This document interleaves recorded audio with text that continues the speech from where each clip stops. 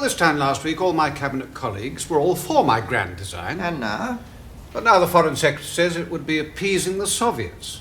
Oh, I hadn't thought of that.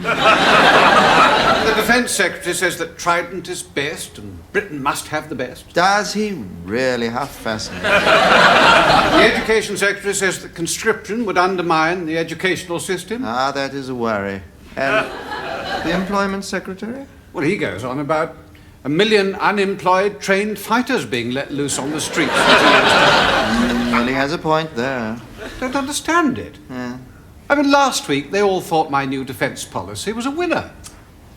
Can you explain it, Humphrey? It's beyond me, Prime Minister. Yes, Bernard. Sorry to interrupt, Prime Minister. The MOD said it was urgent. Oh.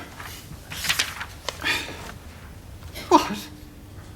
It seems that 74% of the population are against conscription. 70... Good Lord!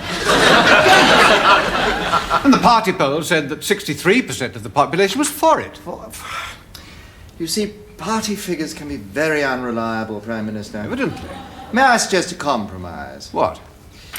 Well, it's clear that the committee has agreed that your new policy is a really excellent plan, but in view of some of the doubts being expressed, may I propose that I record that after careful consideration, the considered view of the committee was that while they considered that the proposal met with broad approval in principle, that some of the principles were sufficiently fundamental in principle, and some of the considerations so complex and finely balanced in practice, that in principle it was proposed that the sensible and prudent practice would be to submit the proposal for more detailed consideration, laying stress on the essential continuity of the new proposal with existing principles, and the principal arguments which the proposer proposes and propounds for their approval, in principle.